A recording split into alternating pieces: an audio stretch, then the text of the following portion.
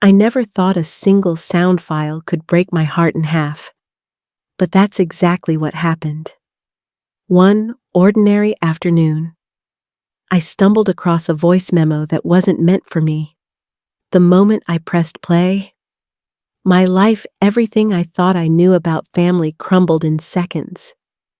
It was my daughter Rachel's voice, cold and calculated in a way I had never heard before. The woman I raised, the child I sacrificed so much for, was speaking with her husband Mark about me. Not with love, not with concern, but with plans. Plans that made me feel like nothing more than a burden to be discarded. Every word sank into me like ice, leaving me numb. Mark chimed in, practical and sharp, as if they were discussing finances or property instead of my life. And then there was Brooke, my niece, the one I always trusted like a second daughter. To my horror, I realized even she was tangled in this betrayal. The three of them, people who shared my home, my table, my trust, were speaking of me as though I were already gone.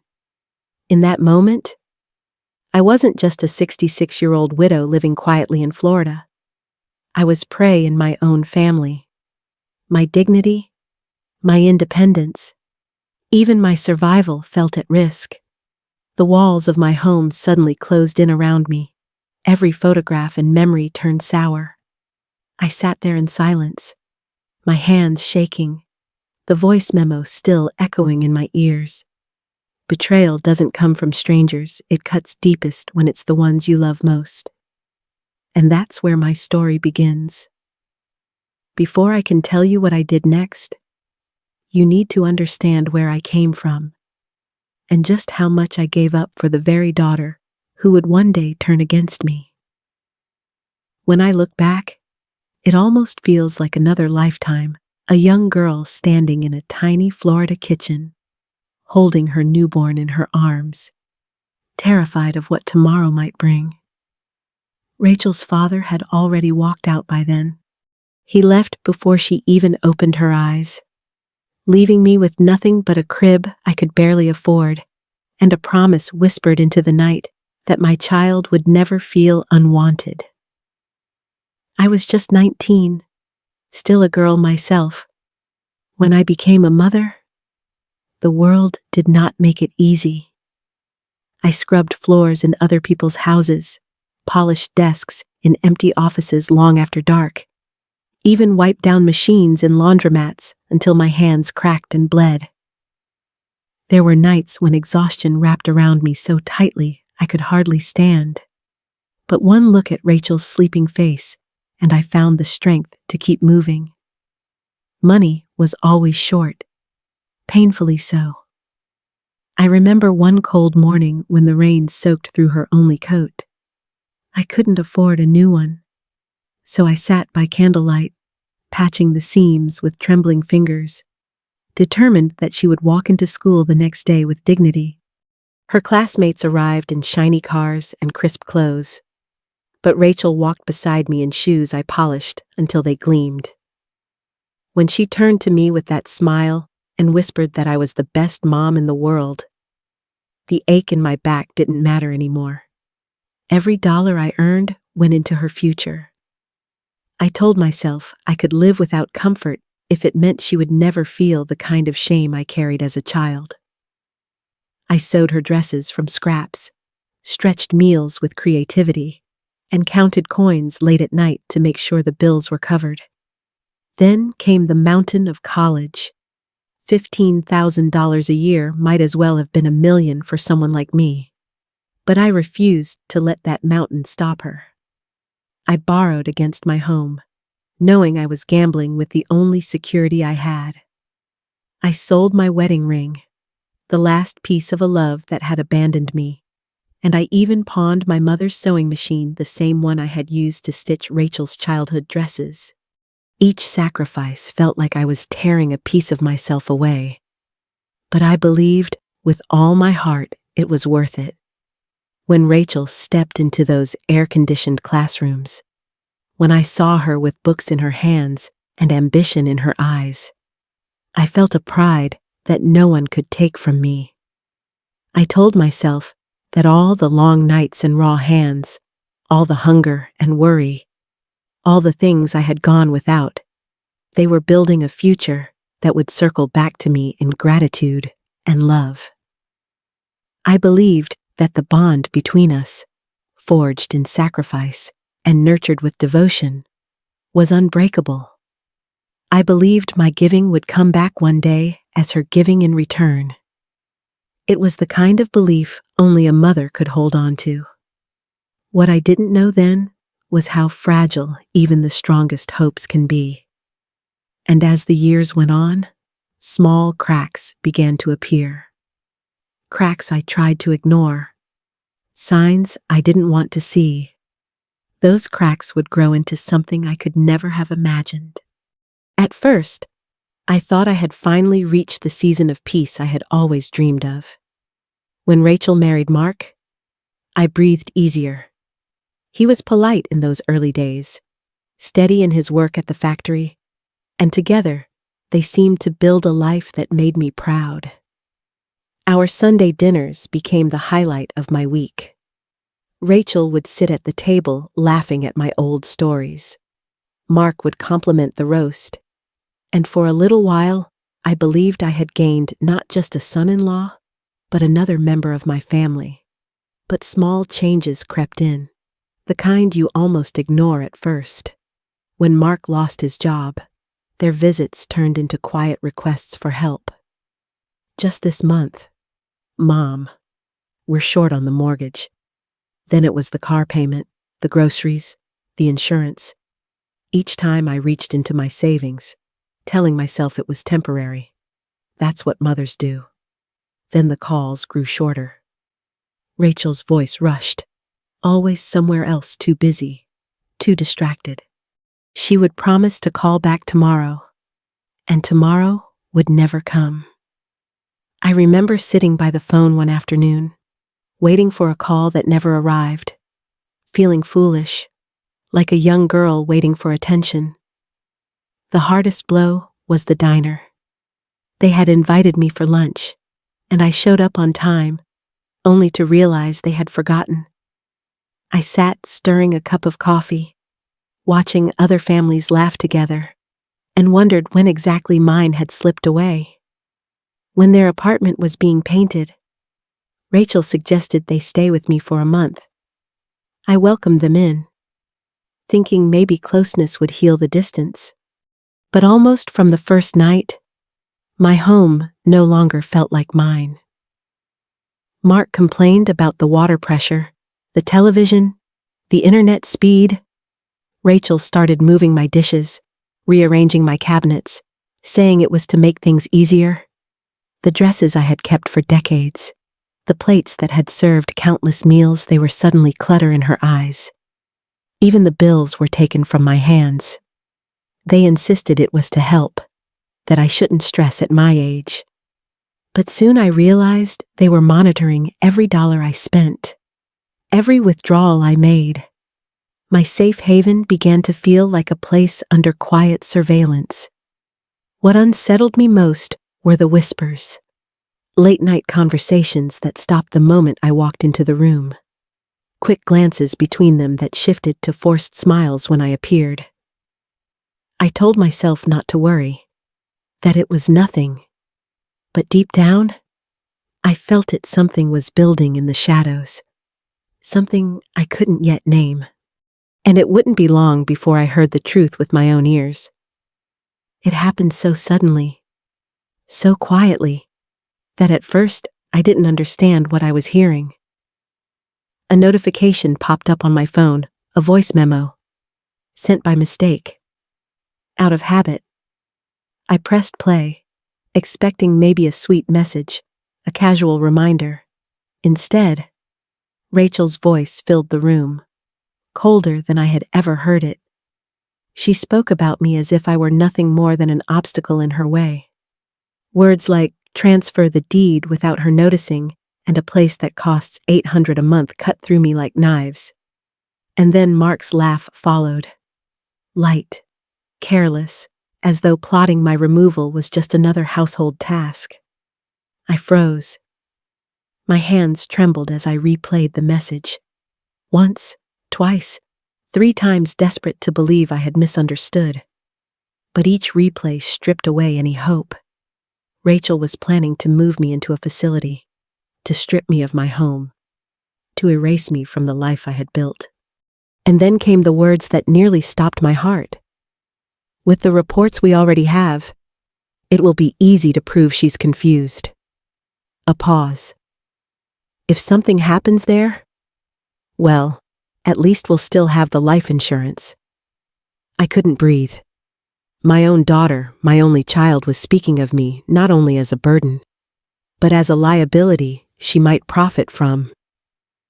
I sat there in silence, the glow of the phone screen blurring through my tears, listening to the people I loved most talk about my death as if it were a transaction. That night, I did not sleep. I lay in bed, staring at the ceiling, the words looping endlessly in my mind.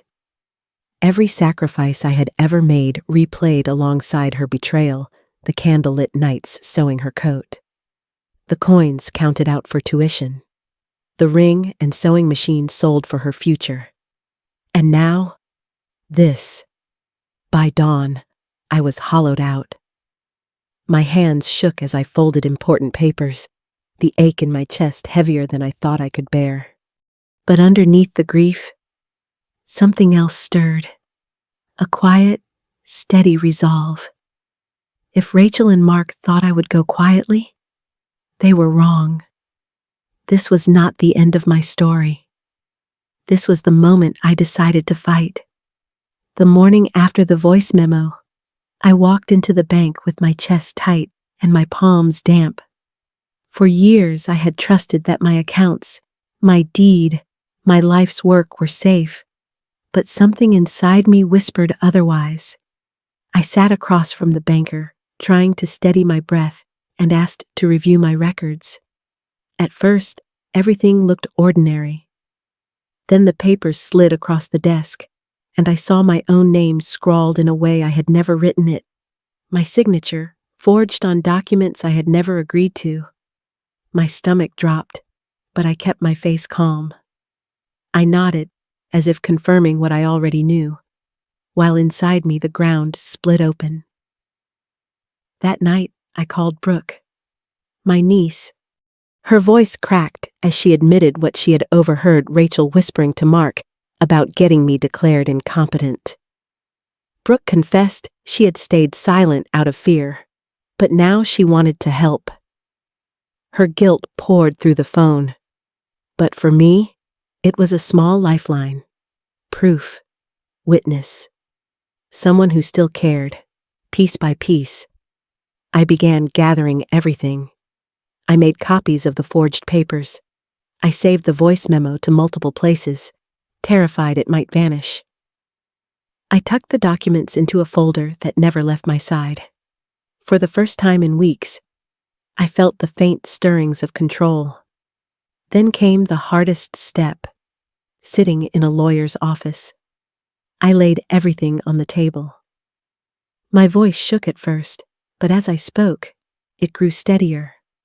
The lawyer listened, then outlined what could be done: challenge the forged deed, secure my finances, protect myself legally. He told me I had more power than I realized. Walking out of that office, the air felt different, lighter. For so long, I had lived as if I were already defeated. But now, I was moving, acting, fighting. The final decision came quietly one afternoon at the bank.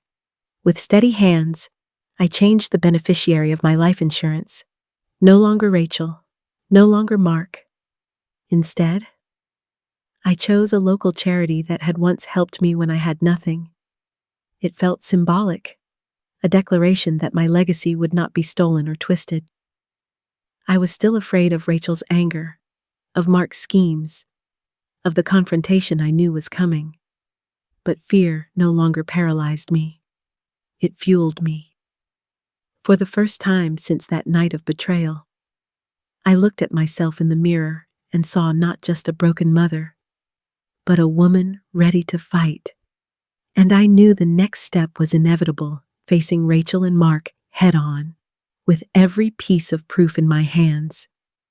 The room was heavy with silence when we all sat down. My lawyer on one side, two officers on the other, and across from me, Rachel and Mark. My daughter avoided my eyes, her hands folded tight in her lap. Mark leaned back, smug at first, as if this was just another inconvenience he would talk his way out of. The lawyer began by sliding the papers across the table.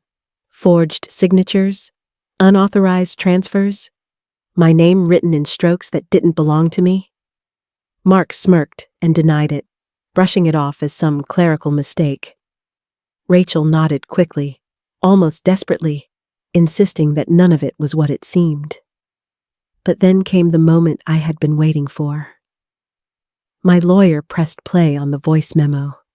The words filled the room like poison, my own daughter's voice speaking coldly about putting me in a facility, about taking over my home, about what would happen after I was gone.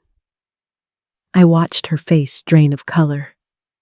I had played it 100 times in the quiet of the night, but hearing it here, in front of everyone, gave me a strength I didn't know I had. Rachel stammered.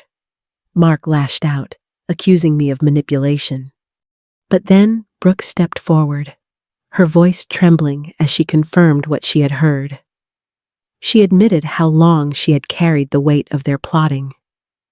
The officers leaned in, taking notes, their presence grounding me in the reality of justice. In that moment, I felt a shift. For so long, I had been on the defensive, shrinking under the weight of their betrayal.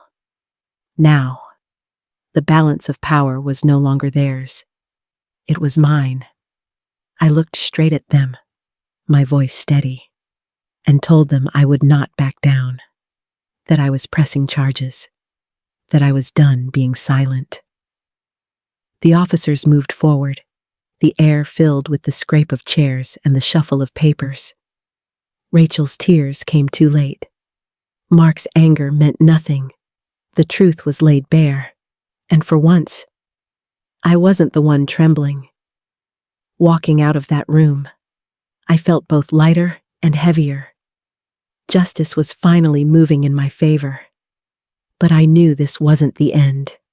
I could already imagine how they would twist this, how they would lash out in the one place they still had control online. And I was right. The next battle would not be fought in a lawyer's office, but in the harsh and unforgiving world of social media. It didn't take long after the confrontation for their revenge to begin. Rachel and Mark no longer had the upper hand in court, so they turned to the one place where truth gets twisted fastest: social media. Overnight, their posts spread like wildfire claims that I was senile, that I was being manipulated by outsiders, that I didn't even understand my own finances. Photos of me were shared with captions that made strangers pity me or mock me, as if my whole life had been reduced to their lies. The calls started soon after. Late at night, my phone would ring with voices I didn't recognize, whispering threats or pretending to check on my condition. A stranger showed up at my door claiming to be a social worker. For the first time, I felt hunted, as though my private pain had become public entertainment. I would sit in the dark, staring at my own reflection, wondering if their lies would drown out my truth. There were moments when I almost broke, when the noise online made me feel smaller than I had ever felt before. But then my lawyer's words echoed back to me. Stay calm. Document everything. Let the truth outlive the storm. So I began saving every screenshot, recording every call, building my own quiet shield against their cruelty. It wasn't easy. Each day felt like walking through shadows, but I reminded myself of the strength it had taken to get this far. If I had survived betrayal from my own daughter, I could survive the judgment of strangers. And with that thought, I chose to endure. I chose to keep standing tall, waiting for the day when truth would finally speak louder than the noise. The darkest storm had come, but I could already see a glimmer of light ahead. When the dust finally settled, the truth stood firm. The forged documents were overturned. The house returned fully to my name, and the restraining order kept Rachel and Mark from coming near me again. For once, the law was on my side, and I felt the weight of fear lifting off my shoulders. They faced their consequences, and I found safety in knowing I had taken back control of my life. But winning in court was only part of the battle. The real healing came in the quiet moments afterward. I started meeting with a small group of women at church who had their own stories of betrayal and survival. We laughed over coffee, shared meals, and I realized that even in my 60s, it wasn't too late to build new friendships. My home, once filled with tension and whispers, began to feel like a sanctuary again. I planted flowers in the yard, rearranged the living room the way I liked it, and let sunlight back into spaces that had felt dark for too long. Reclaiming my independence was more than paying bills on my own. It was the joy of simple freedom. I could decide what to cook, where to go, and how to spend my days without anyone hovering over me. Each small choice became a quiet victory, and though the scars of betrayal will always remain, I no longer let them define me. Looking back, I see my story not just as one of pain, but of resilience. Family can be a source of love, but it can also be the sharpest blade. What matters is finding the strength to stand tall when trust is broken. I learned that dignity is worth fighting for, and that survival is not just about living, it's about choosing peace. If my journey speaks to you, share it with someone who needs to hear that even in the darkest moments. Healing is possible, and maybe, just maybe, leave a comment to remind me that I'm not alone in this fight. I remember the exact moment my heart sank in my chest. It wasn't during an argument or some dramatic showdown. It was quiet, almost ordinary, the kind of moment you'd never expect to change your life.